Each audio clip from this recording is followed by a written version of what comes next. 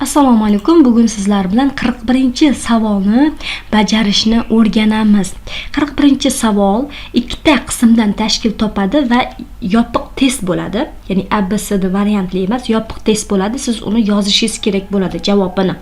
Ikkita qismdan tashkil topadi. Birinchi, demak, A savolda sodda gap qaysi vosita bilan bog'lash kerak? Mana shu savol beriladi, ya'ni qo'shma gap beriladi va ana shu qo'shma gap tarkibidagi sodda gaplarni ma'lum bitta vositalar bilan bog'lash kerak bo'ladi. Endi B savolda shu bog'lovchining turini, shu bog'lovchining vazifasini, shu qo'shma gapning yoki turini so'rash mumkin. Bog'langanmi, ergashganmi, mana shuni so'raydi. Mana shu 3 ta savoldan bittasi tushadi. Keling namuna ko'ramiz. 41-savol.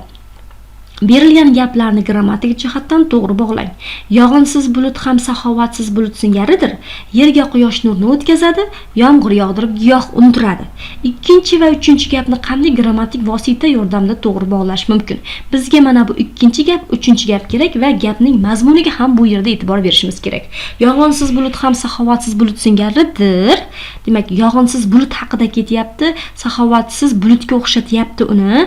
Ya'ni yerga quyosh nurini o'tkazadi. Bizda bog'lovchilarimiz bor edi. Biriktiruv bog'lovchisi, zitlov bog'lovchisi, ayruv bog'lovchisi, inkor bog'lovchisi bor edi. Va yana ergashtiruvchi bog'lovchilar ham bor edi. Mana shulardan qo'yib ko'rishimiz kerak. Yerga quyosh nurini o'tkazadi va yomg'ir yog'dirib giyoh undiradi. Demak, grammatika jihatidan bog'lanyapti, lekin mazmun jihatidan bu gapimiz bog'langani yo'q. Endi na-nani qo'yib ko'ramiz. Yerga quyosh nurini o'tkazadi. Na yerga quyosh nurini o'tkazadi. Na yomg'ir yog'dirib giyoh undiradi. Demak, bu na bog'lovchimiz mos tushdi. Demak, A ga yozamiz na deb. Ikki gapni bog'lashga xizmat qilgan bog'lovchining turi. Xo'p, bog'lovchi mavzusini o'tganimizda bog'lovchilarni turini o'tganman. Biriktiruv bog'lovchisi hozir takrorladimmi?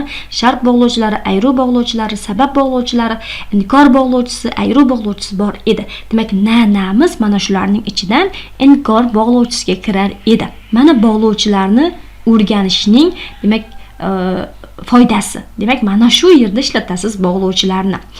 Endi bu A javobga inkor deb yozdik, B javobga na degan javobni yozdik. Endi bularni xo'sh qanday topamiz? Qanday vositalar bilan?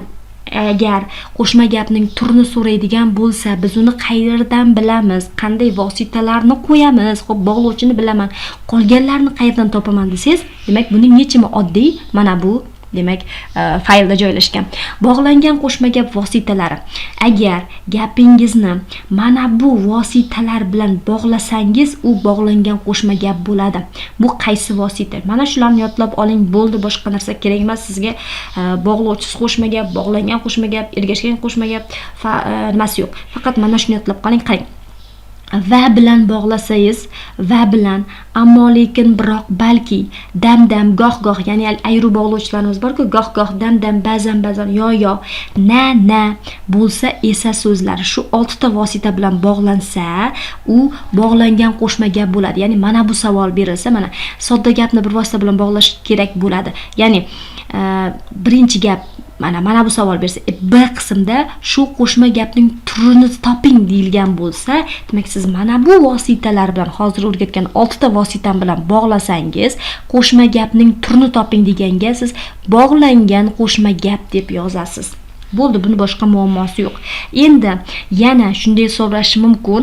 Mana shu bog'lovchining turini yozing yoki bo'lmasam bog'lovchi qanday ma'noni yuklab kelyapti, qanday ma'noni anglatib kelyapti deyishi mumkin. Mana bu savol. Mana bog'lovchining vazifasi nima va bog'lovchining turini o'rgatdimmi? Turini mana sanashni o'rgatdim sizga va biriktiruv bog'lovchisi turiga yozasiz. Biriktiruv bog'lovchisi, ammo lekin bu zitlov bog'lovchisi, dam ayruv bog'lovchisi, na inkor bog'lovchisi. Endi bular qanday munosabatni ifodalayapti degan savolga va'ni biriktiruv deysiz, ammo lekin biroqni zidlik deysiz, dam gohni ayruv galmaganlik deb yozasiz, na kelsa inkor deb yozasiz. Mana misolda yozdik-ku, mana bu yerda inkor deb yozdik. Mana bu yerga inkor, bu yerga na dedik, bog'lovchini yozdik va bu yerga inkor deb yozdik. Demak, mana shularni yodlab qolasiz. Va kelsa biriktiruv, ammo lekin zidlov, dam ayruv galmaganlik, na inkor bo'lsa esa zidlik bo'ladi.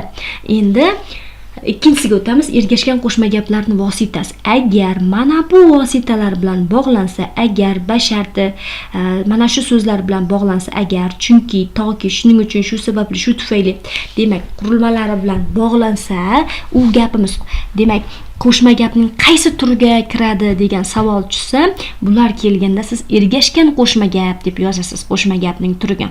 Agar qanday munosabatni ifodalayapti desa yoki o'sha bog'lovchining turini yozing desa, agar bo'lsa shart deb yozasiz, chunki bo'lsa mana o'zi aytib turibdi.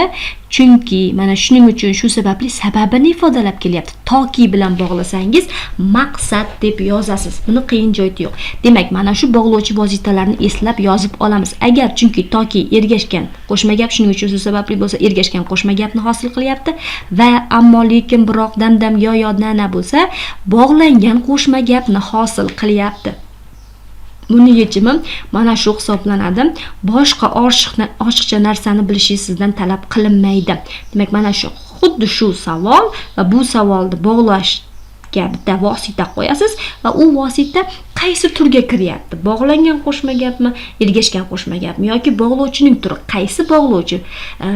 Biriktiruv bog'lovchisimi, inkor bog'lovchisimi va bog'lovchining turini yozasiz. Mazmunini so'rasa, mazmunini ham yonida berib qo'ydim. Demak, buning yechimi oddiy, bemalol bajara olasiz degan umiddaman.